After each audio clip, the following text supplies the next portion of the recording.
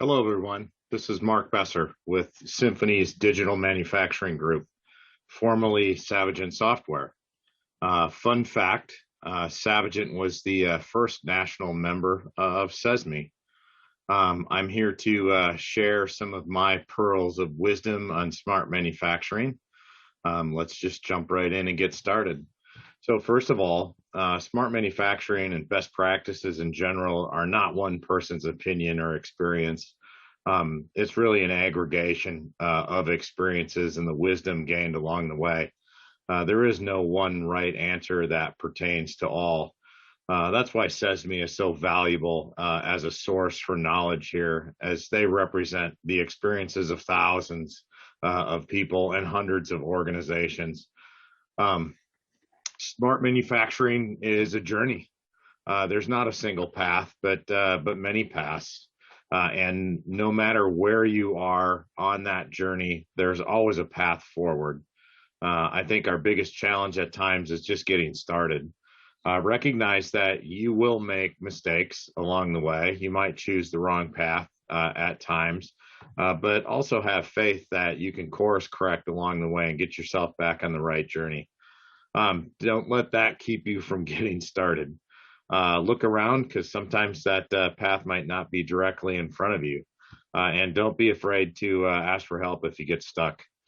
The process can seem insurmountable at times or overwhelming, especially just getting started.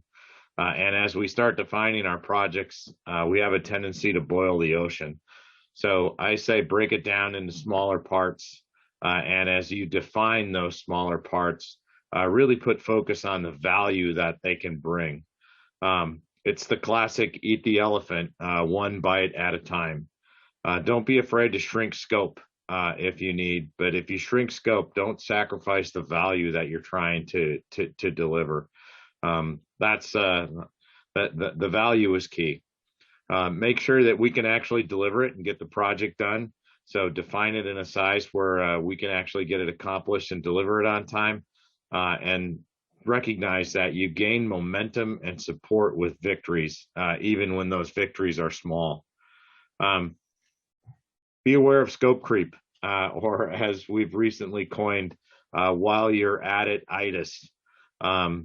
Be careful of adding things in that aren't going to add value to the process or are going to slow you down.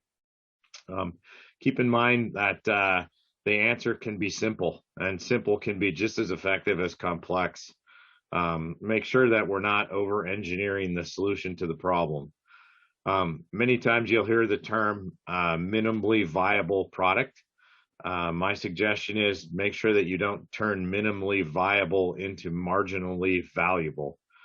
So keep an eye on that value. Don't forget to define success criteria and the metrics by which you're going to measure that success. You want to make sure that you can actually measure the success and the impact that you're actually having. Recognize that metrics aren't necessarily the same as the scorecard or report card, grading the overall project, but they are most likely leading indicators to success along the way.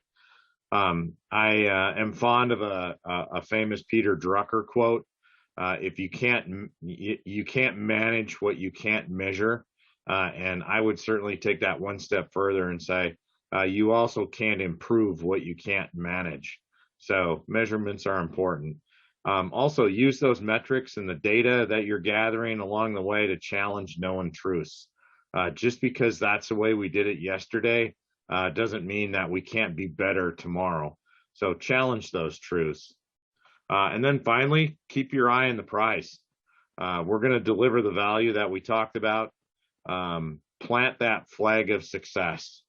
Also, don't forget to take those lessons that you learned along the way and drive them back into your standard process. And then let's go on to the next race. Let's go on to the next project and let's tackle the next opportunity.